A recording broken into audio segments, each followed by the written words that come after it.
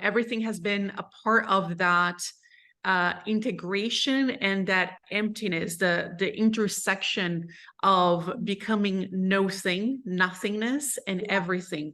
When I became nothing, I became everything, and I felt like there was this intersection of destiny and free will, where I kept meeting myself. And what I started to experience was what I call ecstatic bliss. There are a few words that I feel can fully encompass the field of what that is. And so when I say ecstatic bliss, it doesn't mean that I'm in one tone of emotion. It's just bliss. That's not it at all. I experience it all. I experience sadness and anger and grief. I recently lost a pregnancy. I had grief about that. But the way that I experience it is within that field and framework of being at home within myself, of that frequency of liberation and bliss, meaning that even the most difficult experiences, as we lean into them, they become portals for higher becoming of who we really are. We don't bypass them. We don't move through them and over them too quickly. In fact, what we do is we go all in, all into them, all into that integration, and then we arise more of ourselves.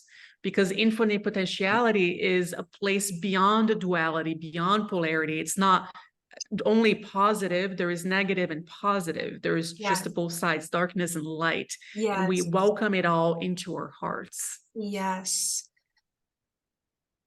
So beautiful. You're listening to the Closer Than You Think podcast, where female entrepreneurs are committed to healing, growth, and liberation in all areas of their life. I'm Tanya, and I'm an ex-corporate brand and marketing strategist turned trauma-informed internal family systems therapist, human design and gene keys guide, multi-passionate creative entrepreneur, and podcast host. I'm obsessed with raising the frequency of the planet, and through my gifts of empathy, perspective, and embodiment, I help entrepreneurs gain deeper self-awareness about the resistance they're experiencing on their ascension journey. I infuse my deep understanding of psychology, energy, and shadow work to support my clients in raising their emotional intelligence and reclaiming their power in all areas of their life, so ultimately they can craft their own destiny. Together, we unravel decades of conditioning and shame so they can conquer self-sabotage, liberate their mind, open their heart, and lead themselves to success and beyond. I'm committed to sharing so much magic and wisdom by interviewing the most incredibly talented and devoted creatives, healers, and entrepreneurs to support you on your transformation journey to more freedom, fulfillment, joy, and good karma. And remember, no matter what challenges you're facing in life or how undesirable the circumstances, no matter how lost, stuck, and frustrated you might feel, there's always a bigger plan. And if you trust that and commit to riding the waves of life with grace and courage, you're closer than you think. Today's guest is an Ascension Mentor and speaker who guides business leaders to pure bliss consciousness in life, business, wealth, and beyond. Andrea began her professional career as a doctor and entrepreneur before receiving divine intuition to fully guide others on the ascension path. From there, she closed her private practice and went into the online space, quickly creating 6- and 7-figure months in less than a year, while supporting her clients in doing the same in expanded consciousness. Andrea offers frequency experiences, online programs, high-level masterminds, and mentorship, as well as in-person retreats. Her clients share a vision of creating for the highest good of all and are called forward to operate from pure creation to experience the highest timelines in every now. Andrea shares her frequency of higher dimensional creations, spiritual luxury, and wealth through activations. She's committed to assisting the collective consciousness of humanity in creating as a unified field of highest truth and highest love. I'm so excited for our conversation today. Hello, and thank you so much for having me. It's such an honor. I guess I want to share a little bit about how I came across you and how I connected with you in my own way, I guess, because I guess when you come into the online space, I was seeking answers in some ways, or seeking guidance or mentorship. And there are only a few people who have really resonated. And when I came across you, I think it was like this, you know what I love about you? It's like the words just don't do anything justice. It's like it really doesn't. And I realized that, yes, the words really don't do justice, and it really is the frequency. And I'm really a big feeling person. And sometimes that's hard to logically justify.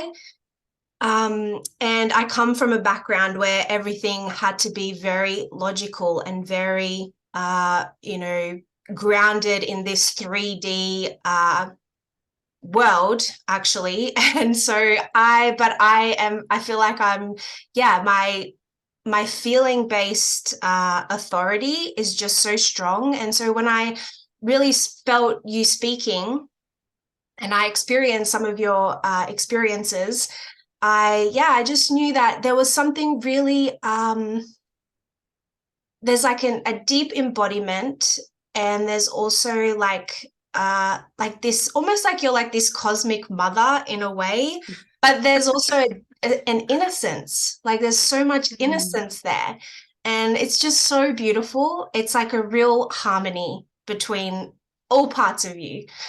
And so, yeah, and I find that quite rare. And so when I find that and it's so rare and I experience that, I'm just like, wow, I would love to get to know her or speak to her. And so, and it's funny because I shared with you, you actually accessed my dream state.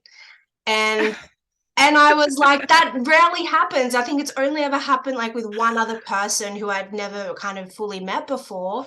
And so I was like, I just know we're destined to meet organically in some way, shape, or form. And so here we are.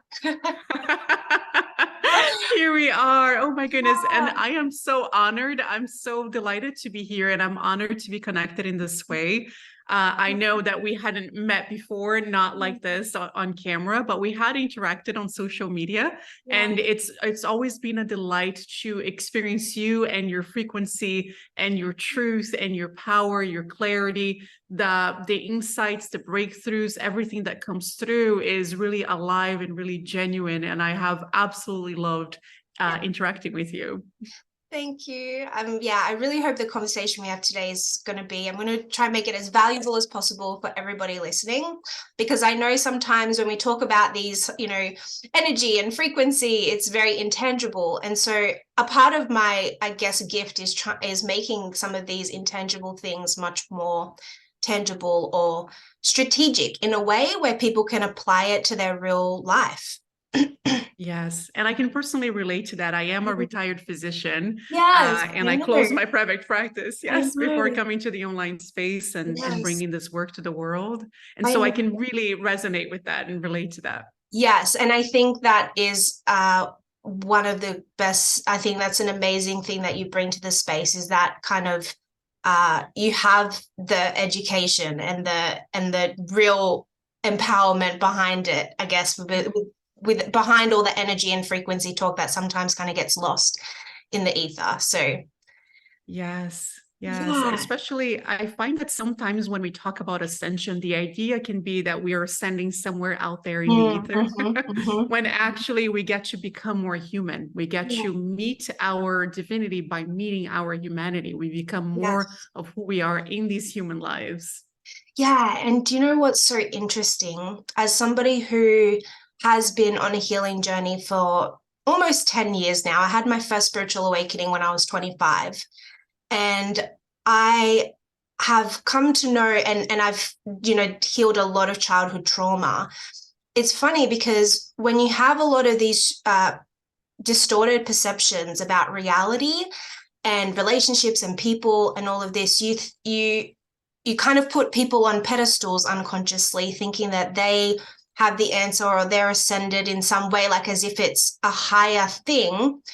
Out there.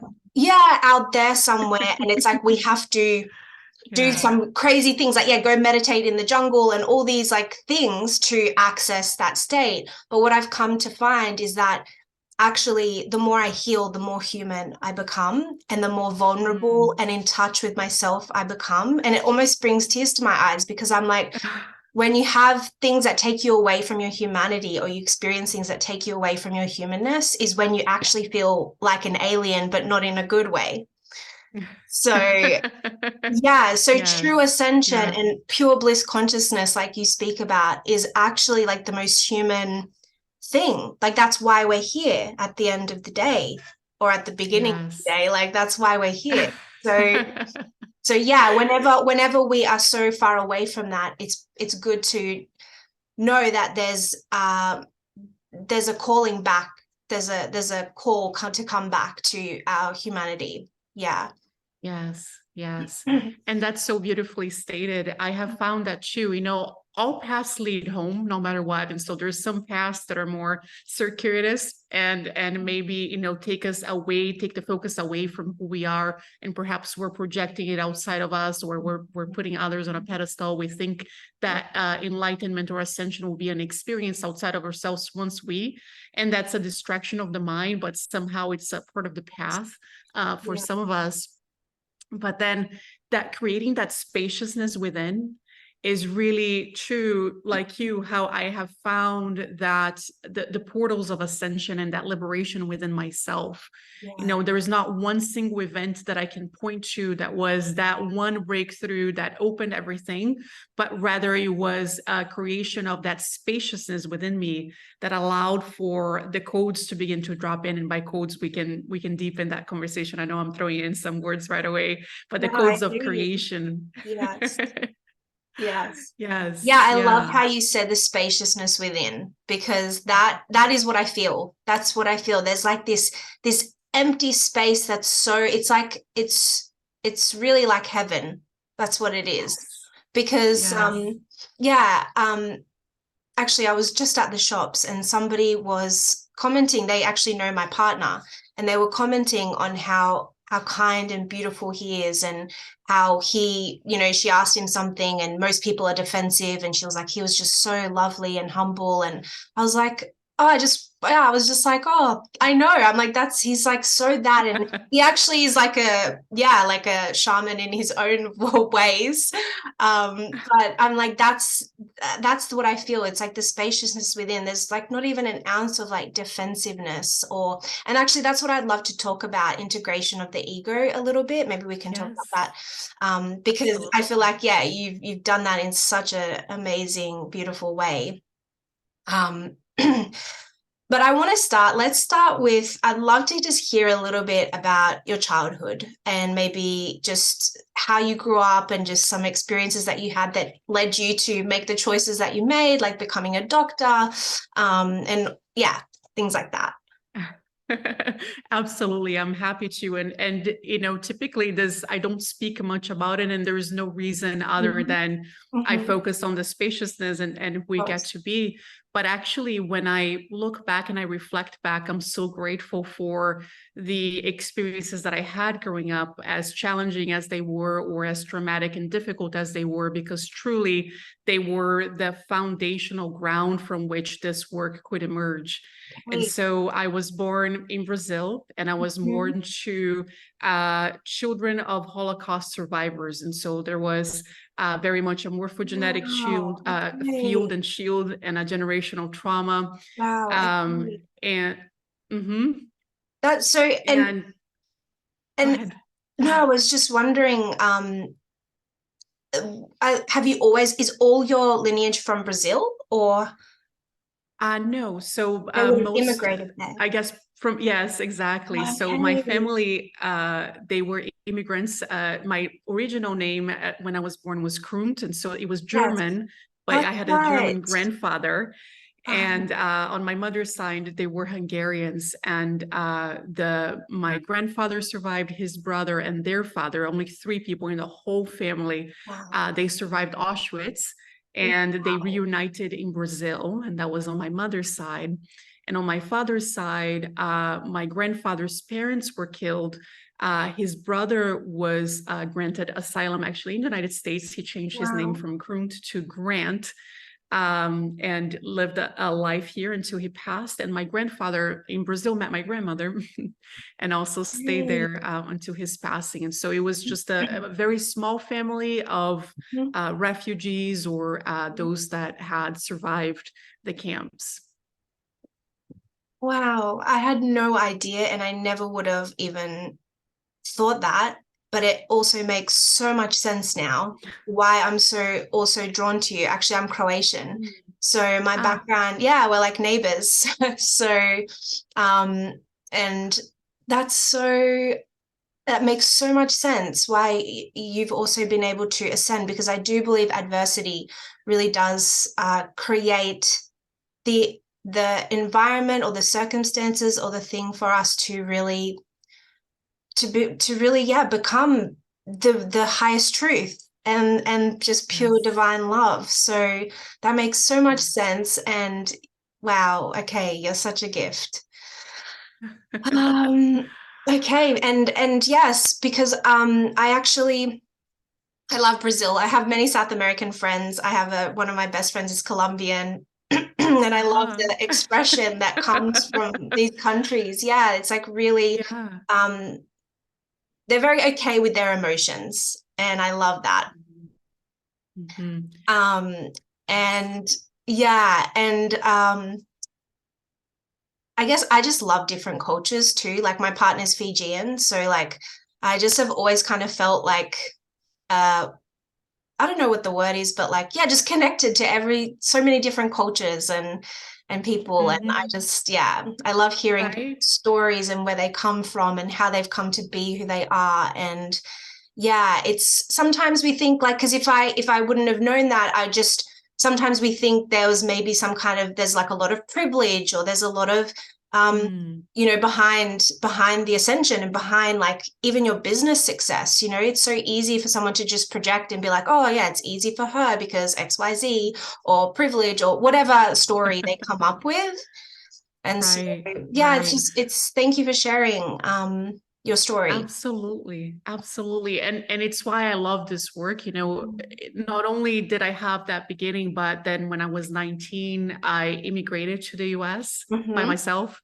And so I'm also an immigrant. I also I moved through the educational system. I had student loans. And so, then I became my entrepreneurial journey, and to have had the experience where all of that has been able to be integrated, all of that has been able to be brought truly to love, real love, then I've been able to then create at a level that others might look at and think it's impossible, or, I'm a unicorn, I'm an alien, or it's something different. But what I love about a background such as mine and other women that I meet in the online space, or the people that I meet in the online space, is that truly all paths lead home.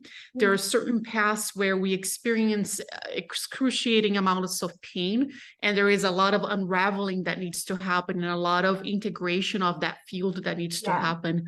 But once that does, there is a level of creation beyond that. There is a realm of infinite potentiality truly that gets to be fully realized and materialized, not just as a vision, but as a lived experience. Yes.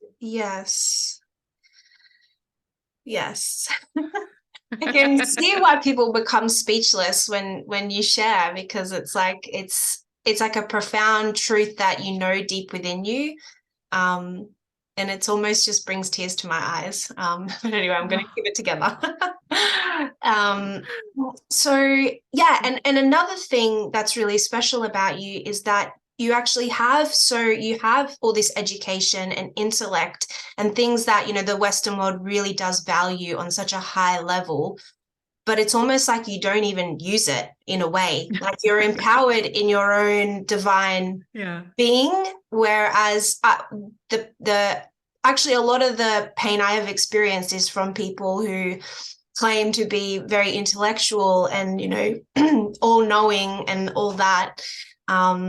But there's a piece that's not integrated or missing or whatever. Right. And that's what I love about you, is that you have, your mind is so strong in that way, but it's like you don't use it as a knife to cut people. It's like you use it in a way to just heal. And I think that's the true power of the mind.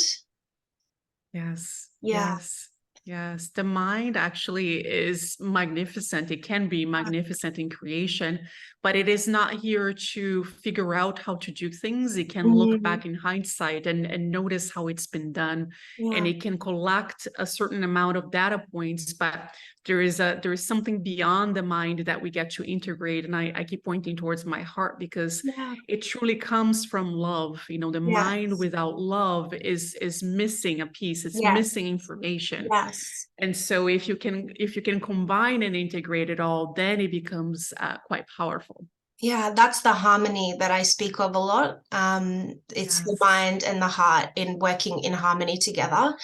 Yeah. Yes. Yeah, because and when you go on a healing journey and when you are kind of not really aware of even this kind of work or even spirituality, like spirituality was so far away from me. Like I grew up in it was very religious, almost culty. So I had no connection to God outside of religion and the constructs and the ideologies and things that I didn't even really understand, that I didn't even really believe in.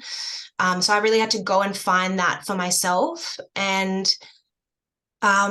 yeah, and so there's this disconnect that happens with the heart and the mind because the mind wants to seek answers and know all the things and just feel safe in a way. It's like designed to keep us safe, right? And so, but then but then there's also a lot of healing with the heart. And so once we get to that place where they're working in harmony, and for a long time I didn't have that, but once you do find that place, and I feel like I'm in that place now, it's just like things just happen in a way where it's like, of course. Of course. I am so happy to hear that. Yeah. And I can feel it. It's an Yeah. experience. Yes. Yeah, beautiful. So did you always know that you wanted to be a doctor, or did you fall into it, or were you kind of like, okay, this is the path that, you know, is safe and secure type of thing, or is it like, no, it was a calling and you did it because of that, or? Right. Well, I actually rebelled against it at first. And then because in my family, you know, at least, and I don't speak for all Jewish families, but in my family, there were only ever two options. You become an attorney or you Yes. become a Yes. doctor. You can be anything you want as long as you are an attorney or a doctor. I've heard And I have two siblings. My brother is a doctor, a cardiologist. My sister is an attorney. Wow. And I decided that I wanted to do something else entirely. First of all, when I was 15, and actually I was very, very depressed, very suicidal. I lived in a high rise, and you know, I remember I was looking out the window and considering my options, and it was really heavy, really heavy. And in that moment, I actually received a lot of information. So it was not everything at once, but it was the one moment I can remember where I first had the vision of even moving to the US. And so I started opening to it, looking into it, and I had read a book. It was called The Endosymbiotic Theory by Lynn Margulis. It's kind of random, but it opened up so much for me, not only about mitochondria, but about women being scientists and kind of the different lives that I could have as a woman in the world. And so I decided then that I was moving to the US and I was actually becoming a scientist like Lynn Margulis. I got to meet her, by the way. I applied to schools. I got a scholarship, a full scholarship to college, which was a sister college to the University of Massachusetts, where she was at. I got to shake her hand. It was amazing. I thanked her so much for changing my life. And I went on the research path for a while. But actually, I started while I was in graduate school, I was volunteering at the hospital because I just felt like that was actually the best part of my day. You know, science was incredible. I was fascinated by it, but the day to day, I was really lacking that human connection and interaction. And so I started volunteering at the hospital. And then from that point on, I was like, wait a second, actually, I do like this. Actually, maybe I love this. Wow. Okay. Yeah. So it's like you experienced it and you kind of fell into it and then it became like a devoted path. Yes. Yes. But I wanted to do medicine that was truly focused on health and well-being, because the people I was seeing at the hospital, and then I went on, I trained in emergency medicine. I did some different things in my training, but there was so much just disease, and people, you would see them calling 911 very often. They were repeat patients, and you didn't see people actually getting well. And so I was looking at options as to what really I could train in that would allow for the path to well-being. And so that's how I went into naturopathic medicine and regenerative medicine, which is what I practiced until I retired. Yes. Wow. That's so true. So you saw patterns, and Yes, that's kind of what led you to the work that you're doing now. And wow. Okay. Amazing. yes. Amazing. It makes so much sense. Oh, where shall I go from here? So you have had massive success in the terms of you came into the online space and you were making like $1 million cash months within the first 7 to 8 months or 9 months or something crazy. 9 months, yep. Yeah. Like a baby. Yeah. And it's like, I'm not shocked because of who you are. But then I know some people might be thinking like, wow, it just seems like, just so far away from where they are or who they are or their experience of life. And it's like, even just hearing your story, it's like I had student loan debts. I had all the things that every kind of young person has to go through. So I would love to hear, before we even get into the business aspects and just the way you lead in such a beautiful, divine, feminine way, I'd love to talk about, your journey with integrating the ego and how you've been able to, because I know some people might think there was just like this one mystical experience that, created Andrea Morningstar as she is now. But like you said, it's like not just one experience. Like it's such a cumulative, but not almost like an emptying of all the things that we know in our minds. So I'd love to hear about, maybe your spiritual journey. And did you ever have a spiritual awakening, or is it something that you've always kind of been connected to, like you said, when you were 15? Or I'd just love to hear a little bit about your spiritual journey. Yes, absolutely. So for me, it's been a path of devotion, a path of really following that through the heart, that golden thread of highest truth and love.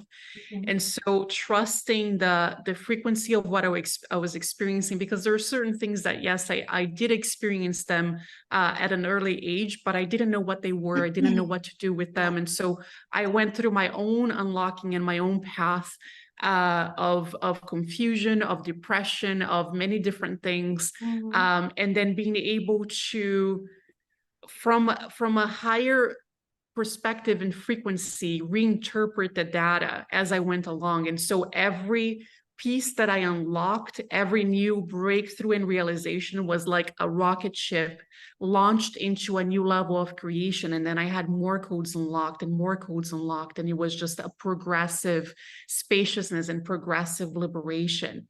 I did have experiences, different shamanic experiences. I had a journey with ayahuasca medicine, and when I was in Mexico, that's actually when I met my love. Wow. And so we had a shared experience in visionary medicine. It was just quite beyond Amazing. And so everything has been a part of that integration and that emptiness, the intersection of becoming no thing, nothingness, and everything. When I became no thing, I became everything, and I felt like there was this intersection of destiny and free will where I kept meeting myself. And what I started to experience was what I call ecstatic bliss. There are a few words that I feel can fully encompass the field of what that is. And so when I say ecstatic bliss, it doesn't mean that I'm in one tone of emotion. It's just bliss. That's not it at all. I experience it all. I experience sadness and anger and grief. I recently lost a pregnancy. I had grief about that. But the way that I experience it is within that field and framework of being at home within myself, of that frequency of liberation and bliss, meaning that even the most difficult experiences, as we lean into them, they become portals for higher becoming of who we really are. We don't bypass them. We don't move through them and over them too quickly. In fact, what we do is we go all in, all into them, all into that integration, and then we arise more of ourselves. Because infinite potentiality is a place beyond duality, beyond polarity. It's not only positive. There is negative and positive. There is just both sides, darkness and light. And we welcome it all into our hearts. Yes. So beautiful. That's what I love about you, because you don't even use the word so much manifestation much at all. And you really talk about the darkness and the light. And again, there's just this groundedness to everything. And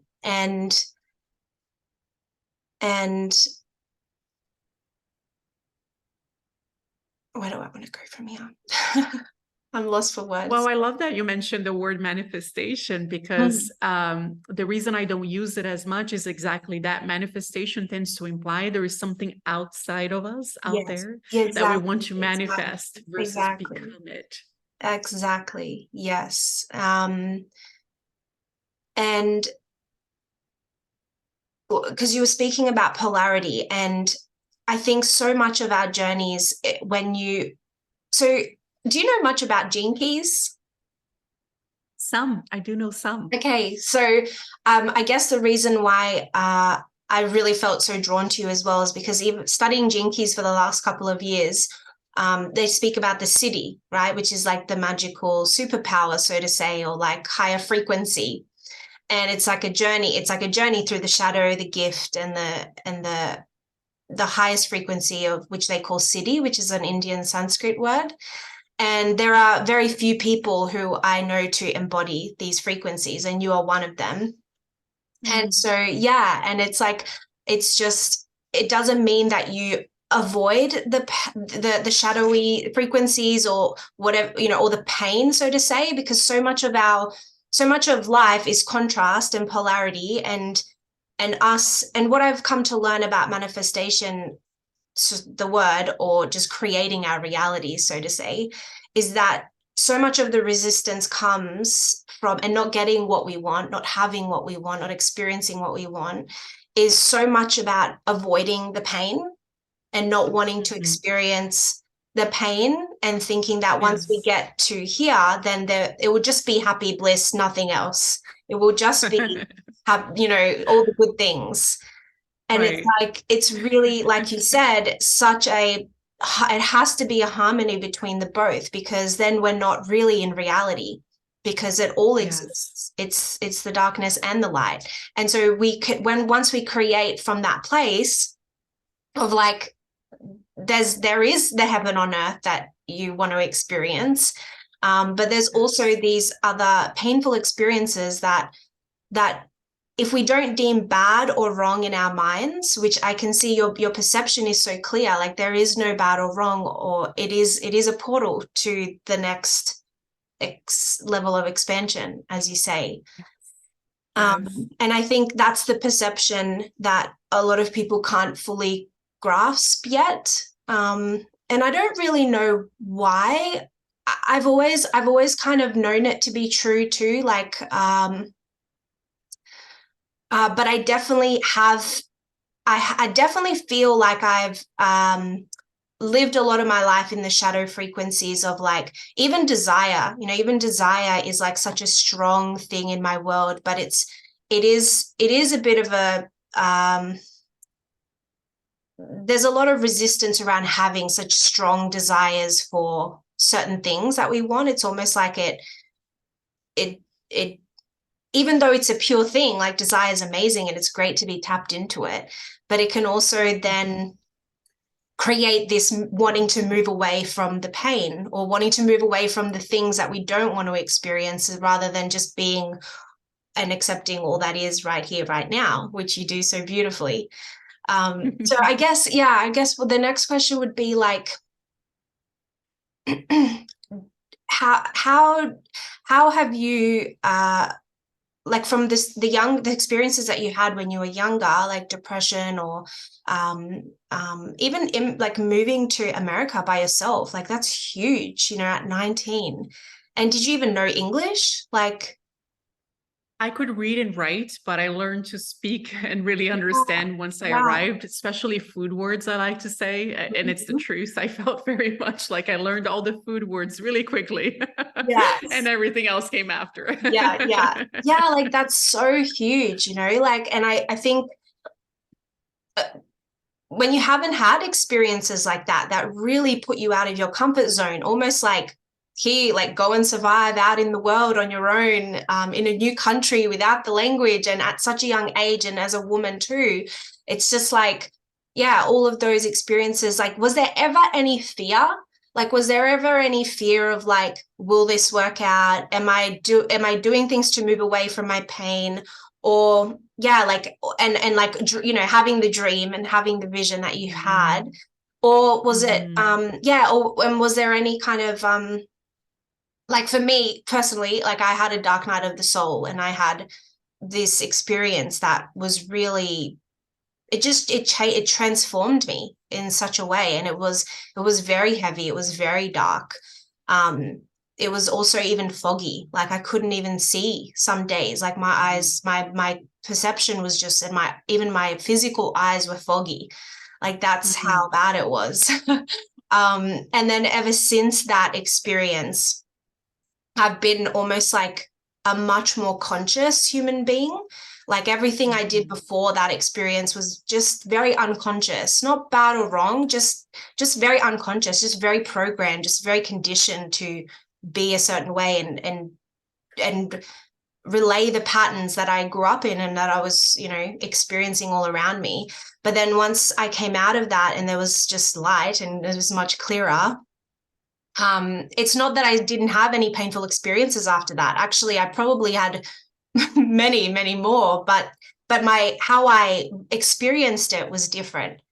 There wasn't like this, there wasn't like this story. It was the stories of like, there's something wrong with me or some things like this. It's like, no, this is just life. And there's nothing to be fixed and there's nothing to be healed. It's just, this is what it is. And how can you have people around you that are going to support you or see you through that? Because I think before then I didn't really have that. And so it was more about, then connecting with people in a much more, it was just love, really. That's what it is. Yeah. That is so profound, where when we might be lost in confusion or in consciousness, we are disconnected from ourselves and we don't know how to really connect with others. Yeah. How to give love, how to receive love. Yes. And I feel for women, and I'll speak for myself, especially receive love. There was something about that receiving that was not quite there. I was all for giving. A while. I was all giving. And I now know on a deep level where that all comes from. And I think that knowledge helps me make sense of it and helped me heal in lots of ways. And not everybody, I'm also a deep researcher. Like I'm just obsessed with researching and all of this. School was never my thing. I was always like okay with my grades, but I never really excelled in like that educational environment. I went to university and I got a degree in marketing, and business, but I just never really enjoyed the structure. I'm much more of like, free flowing, wild type of woman. So the structure never really supported me in that sense. But yeah, I think that I'd love to know, like, did you have any experiences like that, where you came to realize that, I don't know, you became more conscious in a way, or was it just, different for you? I'd love to know. Absolutely. And I had many different stages throughout my journey, arriving and going to a community college to learn English and then applying to schools. I was fortunate to get not only accepted, but a full scholarship, and then getting there and still having the scholarship. It was for 2.5 years. So having to complete 4 years in 2.5, and then still have the campus jobs and just the different things, right? And continuing to go. I feel that there were many iterations of me, many different ways in which I handled things or didn't. There was quite a bit of crying, quite a bit of being depressed and wondering, it would look from the outside, especially once I arrived into graduate school. I was at a very prestigious university in the US. And so it would look to the outside like I had made it, like I had everything to be so happy, but I was deeply depressed. It was, very isolating. And I didn't feel like I was living my soul's vision. It was, it was a beautiful vision of becoming a researcher and having more options for women, particularly for Jewish women in my family, at least anyway. And then to arrive there and not find that fulfillment. And so what I find beautiful, you mentioned desire, what I find beautiful about the desire in this realm beyond duality and polarity is that desire can actually activate the divine expression within us. It allows for it to move through us as us. And so when we set our vision higher, and not higher in terms of achieving certain goals, but higher in terms of experiencing a certain frequency and creating a certain frequency in the world, then the vision that we have cannot even comprehend all of the goodness that gets to come. Whatever gets materialized and realized is actually beyond what we could have imagined, but it starts with the activation of that desire and the activation of the divine within us to have those eyes to see beyond what is there to see. Absolutely. And in Gene Keys, the shadow frequency of desire, which is actually a shadow frequency, there's this kind of, our mind wants to label it as, well, that's the shadow, that's not good in a way. But what I've come to learn as you experience life, it's like, no, it's necessary for the higher frequencies and experiences. Like, it's necessary, like you said, for desire to activate that expression. It's just now, how do we navigate all the things in between, all the resistance to our desires becoming true, all the beliefs, all the thoughts, all the caring what other people think, like all the human things that we are human beings, we are social species, like we care about what other people think. And that was one of the hardest things for me, especially coming from, and I think one thing that's not, I think, spoken about enough is culture. And I would love to hear your perspective, because for me, I was born in Australia, but my parents are immigrants from Croatia. And there was a very strong community, like even when I grew up in Australia, it was like all the Croatians just hung out together. We just spent time together. It was family, like that's kind of it. And everything outside of that was just outside of that. It's like, well, that's a different world. That's a different thing. Whereas I never felt that way. I always felt connected to so many other different cultures and people. And so, so for me, that cultural conditioning was one of the hardest things, because like there's still parts of me that still really care about belonging to a certain identity group. But then the higher truth of me is like, no, that's not really me. Like I don't even identify like that. You know what I mean? I identify as a citizen of the world, or without borders, like just boundless in those ways. So that was really hard for me to decondition out of, and find belonging in a different way, or acceptance of myself, or connection to different things in a different way. But I do see a lot of the resistance that comes from ascension, or having success in our lives, or achieving our visions, and all of these things do come from a lot of the conditioning, not just with our personal selves and our personal experiences. Like someone might think, okay, I had childhood trauma or something happened, something happened that was just not good. But it's like even beyond that, there's just the cultural things, and then there's the societal conditioning. And it's interesting because because your grandfather was from Germany. But you grew up in Brazil and now you're in America. I'd love to hear your perspective on culture and how you've kind of like moved all across the world in a way.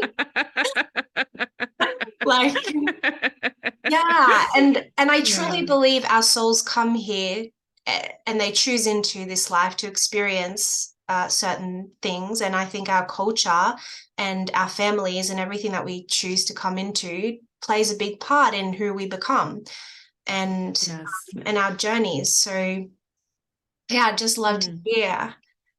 Yes, I absolutely love that, because that has been the understanding of the culture and also understanding of what I've come to call and understand. There's a whole field that studies this, morphogenetic fields. There you go.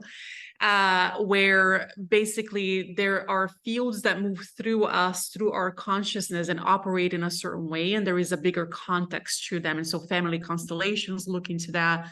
There are other systems that look into that. There is a wonderful provider I know in California that developed his own method with that. But what I've come to realize, for example, in my own experience, when I was very little, I can't remember how young I was when those started, but I had very clear, vivid nightmares of the Holocaust. I would see people dying, I would see their figures, I would see everything. It was like I was there, and it was there in dream state, and I was terrified and I was mortified, and I couldn't quite comprehend everything that I was seeing and experiencing, but I took it on as a sign without fully understanding how everything was encoded and coding through me. I took it on as a sign of my own depression.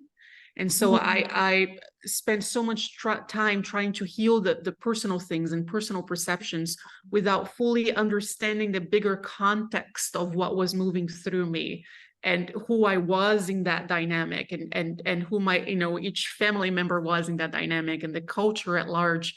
When I say that I'm from Brazil, most people assume a certain culture about me, but I did grow up in a very specific community of Jewish community of Holocaust survivors. And so it's, so different to what Brazil is actually.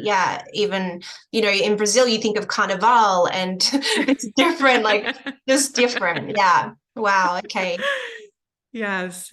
And so moving through that, and then also like you growing up there, and I had my Brazilian friends who had, very different experiences at home or at school. And so the codings of that as well. And then moving to the US and the different states that I've been in, and I've been in many different places. I've moved a lot. I love moving. I love experiencing myself in new ways. And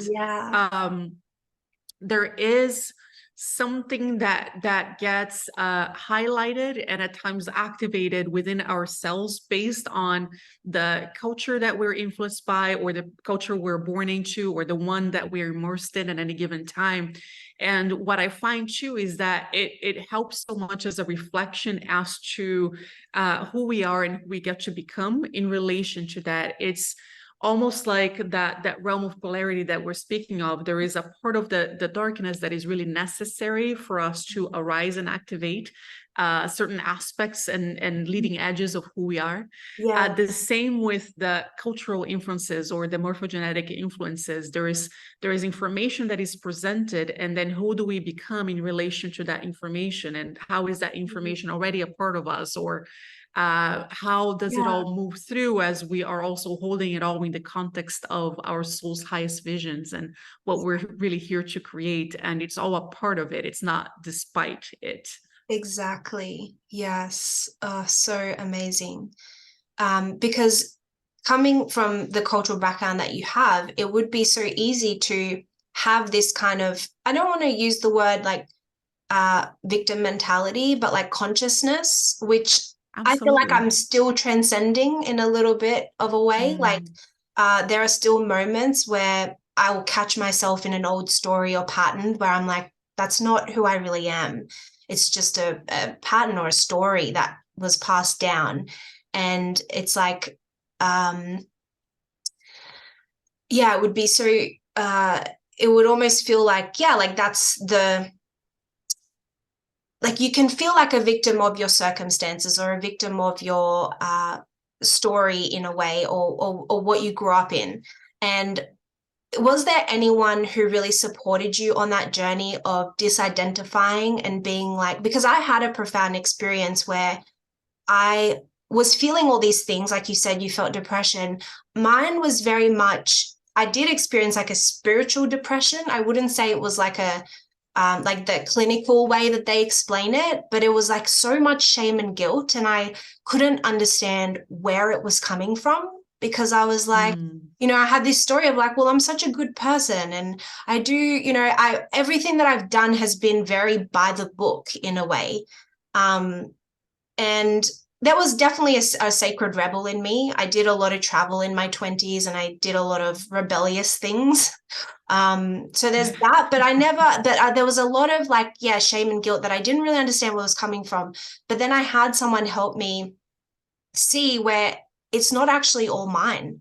Some of it can really be stories and or patterns or projections passed down for us, or just in our genetics that are like, it's not even mine. So I had to really disidentify from some of the emotions and some of the things that I was feeling, where I was like, where is this coming from? It's not even mine. And that's when I really started to dive deeper into like genetics and ancestral healing, and really understanding culture and stuff more.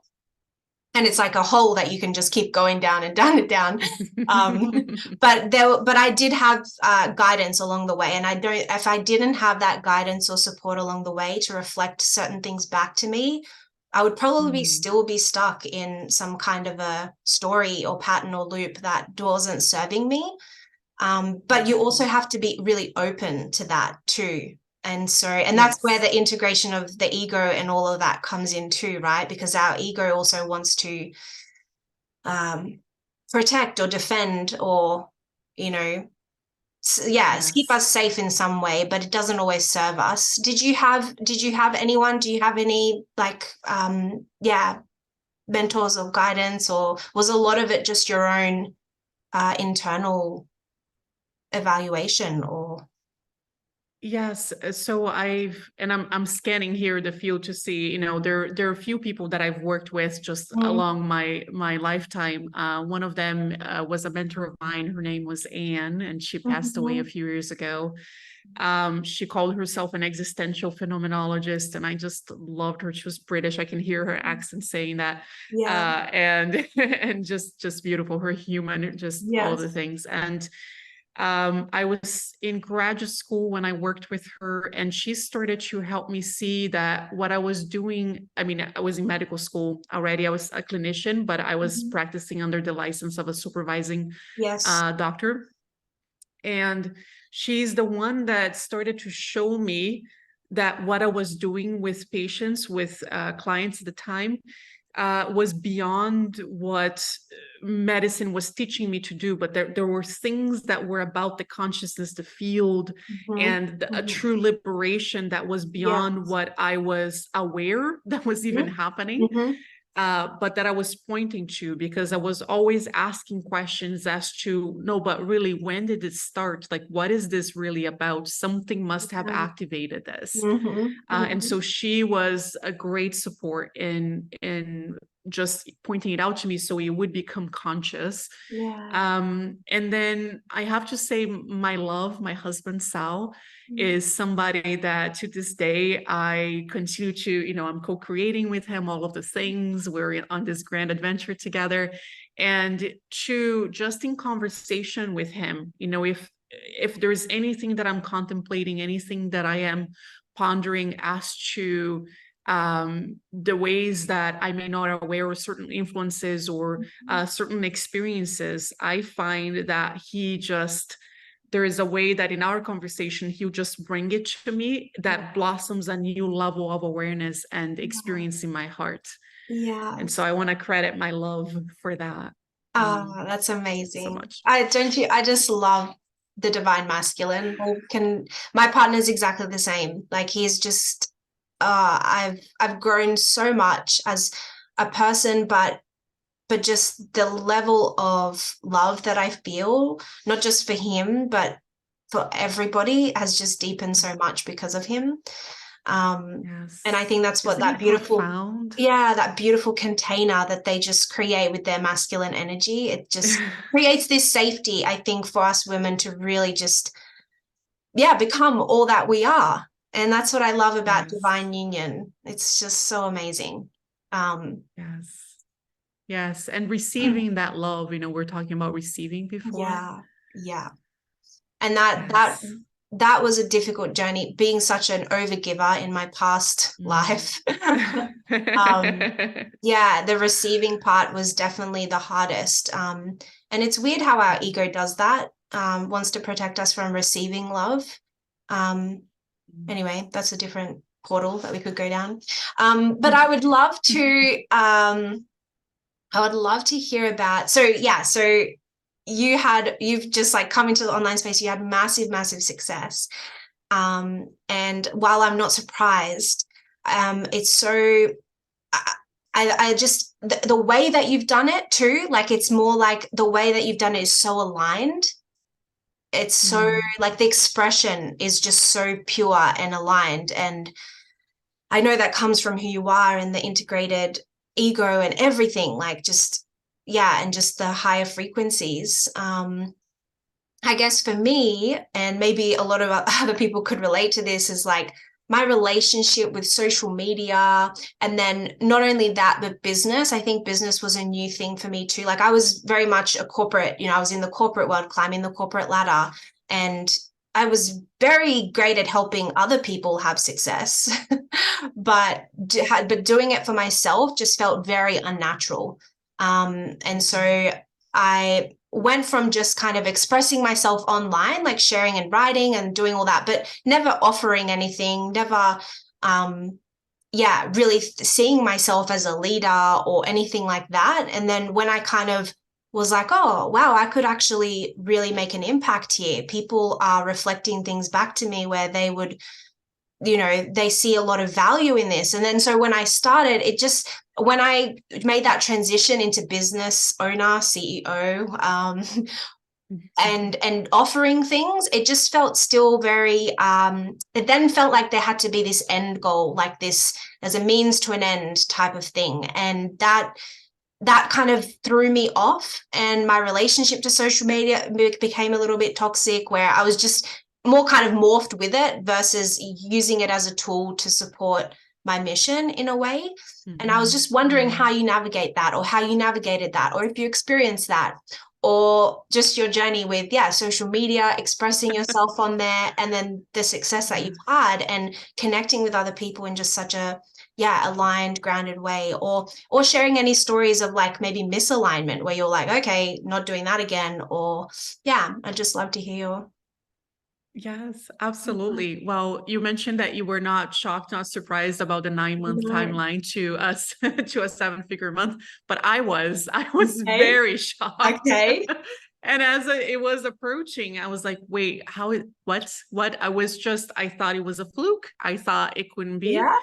Because it was from 0 to 5 figures within a couple months, and then 6 figures by the end of the year every month, and then a jump, by May of that year to 7 figures. And so, I had just crossed to 6 figures a month in December, and then by May was already 7 figures. So to me, it made no sense. Yes. And also I started trying to find ways in which I justified why it was a fluke. Maybe it's a fluke because my clients are renewing. Maybe it's a fluke because this month, because this or that. And what has been liberating for me to really notice as I reinterpreted the data, and I continue to, is that this is who I am. This is what I've come to do. This is what I've come to create. And it gets to become bigger and bigger. It gets to continue to expand. It's even still just the beginning. And for us all to know that who we are and what we get to create doesn't have to be and doesn't get to be by any stretch of the imagination limited to the constraints of what has been created before. Yes. And so if anything, if my experience can be one of the examples of somebody that really went all in, because I closed down the medical practice and I went online full time. Yes. And for me, that was the right move to do. I was really called to it. But for anyone who is wondering, but they know their truth, they know that path, they're wanting to follow that golden thread of highest truth and love, to trust themselves and trust themselves in creating something that hasn't been created before. And it hasn't been created before because it's for them to create. It's their path. It's their soul's highest vision. Yes. And, we spoke of Anne, my mentor, and that's the legacy that she left with me. She told me again and again, we get to trust ourselves and trust ourselves some more. Yeah. And I have found that, especially in business, that is really necessary for us to do when we're innovating. Absolutely, especially when you're innovating. I feel like, that I definitely didn't trust myself. When I started, I was very much, like I said, looking outside, and there was many coaches who did help me in terms of the how, like how to do this and how to do 1 step 1, 2, 3. Like, at the very beginning, this was probably in 2018 was when I quit my corporate job and took the leap as well.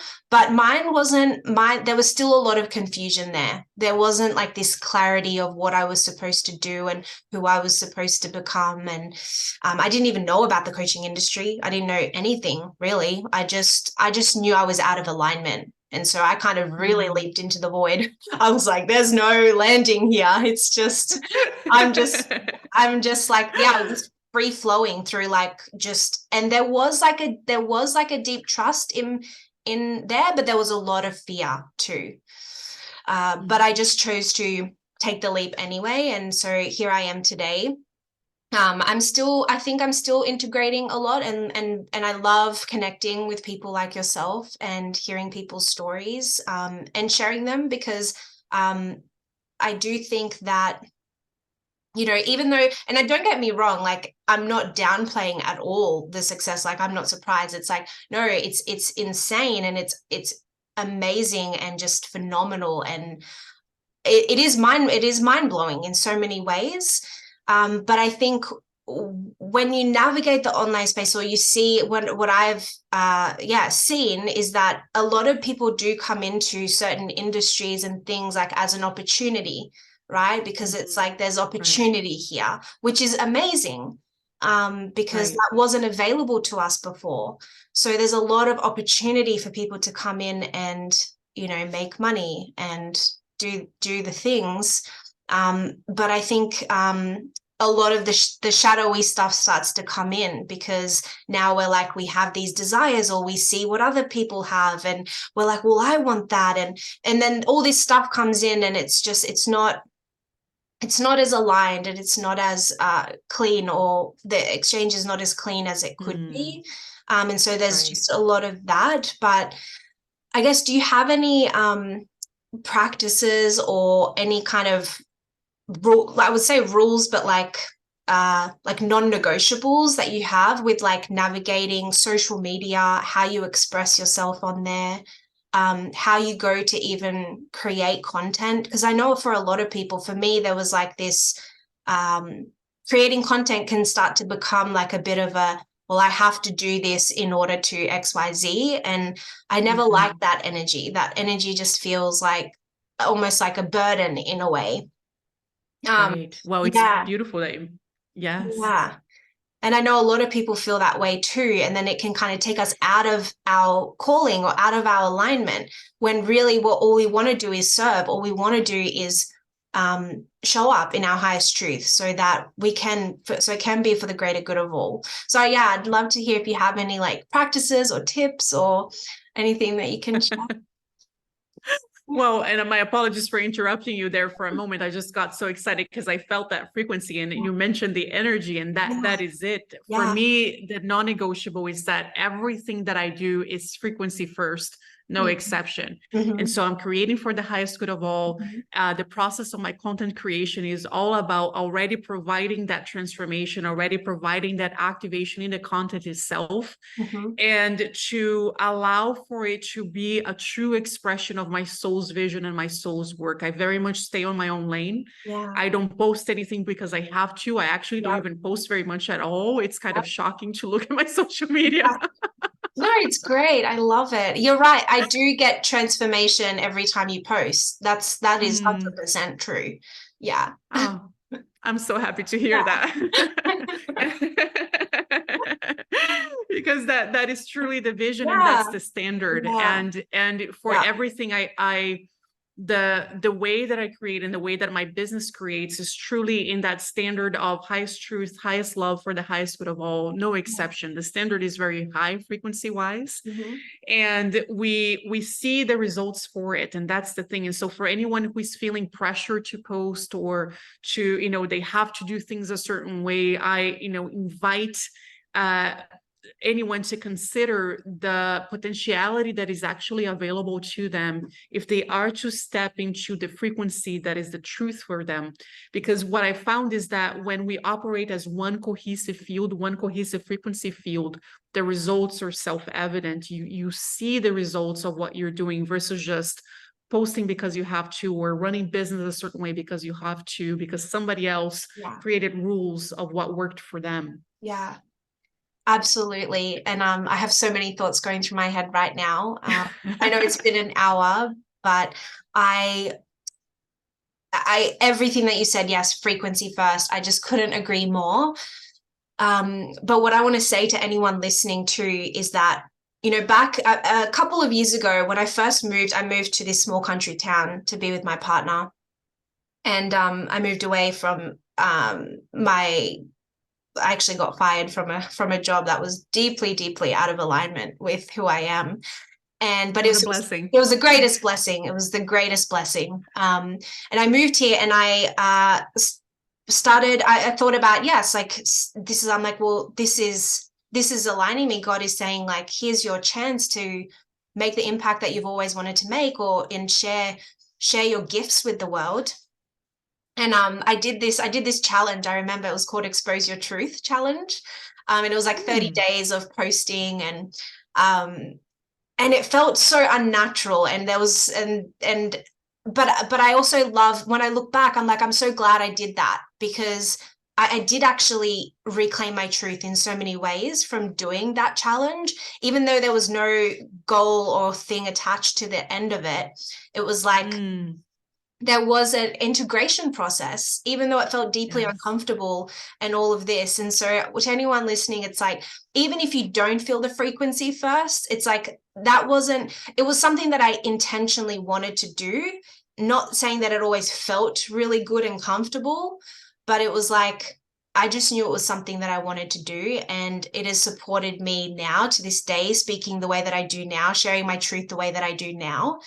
It's like, that was a huge help. So it's like, not everything is going to be, the results that, come from frequency first work, which is like it's kind of like, that's the ascension path. Like, it's like, it doesn't, just happen now. It's like, sometimes we do have to do certain things, but it's the intention, I think, with which we do it. Maybe, I don't know. What's your thoughts on that? Absolutely. I would say that, yes, the intention is to that frequency. And so because you didn't have an agenda, you were not trying to do this so that you could. And that's where the mind can trip us up, right? Yes. And so we allow for the fulfillment of the experience to be the results, to be the realization, to be experienced now, not at a future date, not after we such and such, but as we move through the process. And that's the process of creation. I would say that's frequency, and frequency Absolutely. first. It's the intention, right? And because so many people outside looking in could probably say, well, looks like a failure. And there were parts of me that were like, I never really felt like I was failing though. I just felt like, my intention is this, and whatever comes from it will be I don't know what the word is, but like the result of that. And it was the fulfillment of the journey, and just getting comfortable with who I was. And I think expressing yourself online, especially when you come from somewhere where I came from, where there was a lot of secrecy and a lot of not exposing yourself at all, that was like very shameful. So it's like those things can help you integrate, the ego parts of us. And it's like the intention with which you do it. So that's amazing. But before we wrap up, one more question. Absolutely. Yeah, I would, because I talk a lot about karma. Actually, I have a journal called the Good Karma Journal. Okay. Because I really did for a long time felt like I had lots of, I don't want to say bad karma, but it felt like a lot of bad karma, and I couldn't really make sense of why certain things were happening in my life. And then it wasn't until I started taking like radical responsibility, where it was like, nothing can be out of my hands. Everything has to be absolutely my responsibility. Whether it's my fault or not doesn't matter. It is how I respond to whatever's happening. It's the intention behind everything that I do. It's the alignment. And I know that word alignment can seem very vague, but there are ways for us to really, really get into alignment, and it comes from the self. Comes from the true self, not even the different parts of us that desire certain things. It's like there's this true self behind all of that, that's truly liberated, which is the word that you use. Yeah, it's just true liberation. And so my journey has really been, and I had a lot of ancestral things to heal and whatever. So I've really been experiencing the fruit of that healing and the good karma and the things that are happening in my life, even meeting my partner, who's just like, I feel like I've met the most incredible man on planet Earth. That's like just my soulmate, like it's just total, like, like just totally meant to be beyond, like just the perfect human for me. And it's like, that makes me so happy. And so there were, so I had to take radical responsibility for things that weren't even my fault, so to say. And that's really hard because it's, we feel like it's not fair in a way. But then again, I come back to, it's also, I've just accepted that that's life. And if I ever feel like life has to be fair, life has to be just, life has to be perfect and good and all these things, that I'm out of reality, I'm out of my actual power. And I guess when it comes to business, and when we're talking about business success, there's a lot of self-sabotaging behaviors that I've also had to work through. But I don't see it like self-sabotage anymore. I actually see it as like, okay, there's resistance here, or there's protection here for a reason. And I really had to dive deeper in, I guess, and be in relationship with myself. And this is another thing I think with manifestation, and why I don't like using the word ever either, is because it takes us out of the relationship that we have with ourselves. Again, it's like, it's something out there, but it's like the more that you relate to all the parts of you, the ones that don't, or the resistance in there as well, the ones that don't want certain things to happen, and understanding why, then we can access the true self, and then we can access the places and the portals and the frequencies that we really know are in there. I guess, how do you have any self-sabotaging behaviors, like even not just now, but even before, like even when you're becoming a doctor, and things like, because people talk about, okay, the common ones are like procrastination, the things like overgiving, what's another one, feeling like an outcast, feeling different, maybe the fears of like feeling lonely on the path of entrepreneurship, which is a big one, and an imposter syndrome, things like that. It's like I've experienced all of them. I'm just like, to a really huge extent, where I felt like, okay, something's not right here. And so I really had to dive deeper into really understanding where it all came from. because I never projected that onto anybody else. I was like, I don't expect that of that person or that person. Why am I expecting certain things from me? And where am I out of alignment? And I've really healed my imposter syndrome and my and just certain relationships that I had with even being an outcast. Like I'm still working with that a little bit, because I still do really care. I do care what other people think, but there is much more of a warrior energy in me, where it's like, you don't get to have a say over my life, you know? And that came through a strengthening of the ego, actually. And so, because I know we can villainize the ego a lot, but right. But I really had to strengthen mine first. So so I'd love to know, have you had any, because it seems like your success has been very linear in that way, whereas mine has felt very like circles and circles, and maybe maybe just finding that alignment and finding that access to my true self, my true liberation. But have you ever had any wobbles in that sense, or has it just felt like you're just very solid and you've always been, and nothing can really take you off that path? So for me, it has felt non-linear, also just because I've had many businesses before, different ways in which I've created and operated. But the path of I'm looking into the self-sabotaging and looking into my own field.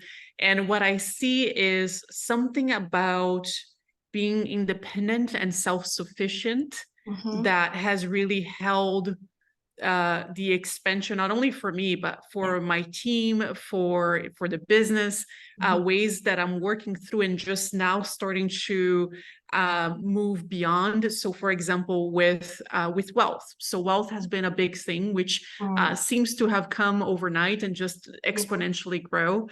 And it's something that I didn't have a structure or framework to really manage or to really consider, other than just feeling the bliss in my heart and the expansion of, money for you, money for you, money for you, money for all. I love it. And so, I would hire a photographer, for example, for pictures, and then tip 100%, right? And like, it was not even that I had loved the pictures that much, but there was a part of me that is like, well, I become wealthy, everyone becomes wealthy. But the way that I was going about it was not a way that actually expanded wealth consciousness for me, for them, for the business, for anyone. It was a way of just overflowing it out without creating a framework for more to come in for all. And so I noticed that too with my team. And so with my team, I started actually already, paying at higher levels than I paid myself, just because when I hired a team, it was the month before I reached my 7-figure month was when I hired a team. Wow. And so I had already built it, built the plane as I was flying it. But there was something still there too about, okay, I will, I'll pay generously more than I received as a doctor, much more. And bonuses, they asked me for something and I'm like, and I'll add this and I'll add that and I'll add that, but I was also not really allowing for them, especially at first, to truly support me. There is this part of me that was still holding on to a level of independence, self-sufficiency, and overflow that were not actually supporting real expansion for all. It was a limited expansion without longevity to it. Yes, because it's funny, I had a interesting experience with money, I guess. I never really worried about it. I always was self-sufficient and independent. I had a successful corporate career, you could say. And I never really thought about my relationship with money, actually. I was in marketing. I worked for an online dating company. And I just kind of always felt supported by money around me, and just always felt abundant in that way. But then I had these experiences of like where my reality was limited, and I was like, well, I can't move where I want to move, and I can't do certain things that I wanted to do. And then I started to realize the limiting the things of the way that I was earning my money. And so that's when I started to really, think about my potential and what else is out there, so that I could tap into, the just the higher potentials of me and what I can offer the world, and sharing that and having that, so that everybody else also can benefit, like money for you and money for you. And it's like, and so, but when I actually became an entrepreneur, and it's interesting that you've had businesses before coaching as well. I actually didn't realize how much resistance I had around earning my own money. And then even the feeling of wealth, like you said, it's like there becomes like this maybe restricting place. Like, was it like a nervous system thing for you? Like, I have to create stability to circulate all this wealth? Yes. Yes. Okay. Yes, really. It's an overtaking of responsibility without creating more spaciousness for all. As much space as I had created for myself, it was almost this projection that then I have to have a hand on everything, so that it continues to work and it continues to expand, versus a full surrender. It was just a level of, I didn't expect to meet this edge of myself, because in my experiences, I've seen myself surrender, but this was different. Surrendering in a group, surrendering in a collective, trusting everyone to co-creation. Yes. Yeah. And I can imagine that would be the most next difficult. level. Yes. I can imagine that would be the most difficult. And it's interesting how it works, because when I think about my corporate career and how limited I felt in just the roles that I was in, and they weren't probably totally in alignment, but they were right for where I was at in my own awareness and consciousness and everything. But I realized how having certain bosses and having certain leaders who I was like, if you just trusted my ability to take responsibility and lead and all that, then we could circulate actually a lot more wealth. We could impact more people. We could do more. And I always felt that, but I always kind of felt controlled in a way. And and it's interesting because, like, from that different perspective, I was like the employee, but I could really see all the ways that we could change, impact more people, make more wealth, make more money. But again, it wasn't tangible, so I couldn't really, or I didn't have the words to express it or whatever.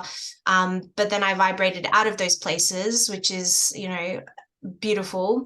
But I can imagine, but it's it's easy for me to project that and say, oh, if you do this, then blah blah blah. But when you actually comes to it, and when it actually comes to you circulating the wealth and not having your hands and trusting people, then it becomes so much more of a, what are your relationships like? Have you healed, the wounds of the heart, or, the sacred wounds that we have? Like, there's so many things that can create resistance around all that, the circulating of all that prosperity. And I just think that, I think you're doing it in a beautiful way. And you love interacting with your team, by the way. They're just always... just that makes me so happy. It just always feels like I'm talking to a friend or whatever. So it's lovely. It's just been amazing. This conversation has been amazing, Andrea. I am just so grateful for your time, and I'm grateful for you. Thank you so much for having me here. Oh, you're so welcome. You're so welcome. And I hope that we can meet again, maybe in my dreams. It's it's surprising to me how often that happens, but Yeah. often, yes, because I hear people, Yeah. they will Yeah. watch something of mine, and then I am Mm. in their dreams delivering codes or telling them next steps, like Yeah. giving downloads. Mine was really mine. I don't even fully remember. It was very strange though, and there was paparazzi there. Yeah, and I have no desire to be famous in any way. But there was like, it was a very strange dream, and I'm still usually with dreams I can take on the perspective of everything that's happening and Yeah. and make sense of it. But this one I haven't really made sense of it yet, but I just know that it very rarely happens that somebody accesses my dream state, and so when it happens, yeah, it's just, I don't know, that's how we came to be here, I guess. But I'm just so excited to I'm honored. keep following your journey and seeing you rise, and yeah, and I hope to be working closer with you one day, and yeah, I can't wait to share this conversation with everyone. Same here. I hope we get to continue to connect and co-create, Yes. and in whichever way that happens, it will be just perfect. And thank you again for the opportunity to be here. And I send all my love to you, all my love to your audience. Creations for the highest good of all, integrating the shadow, integrating all of the aspects of who we really are, because there is so much goodness here. We get to be at home in our lives, in our businesses. We get to create from heaven on earth, as heaven on earth. It's who we are. It's truth. It's the highest truth of who we are. And so thank you for this opportunity. Thank you, Andrea.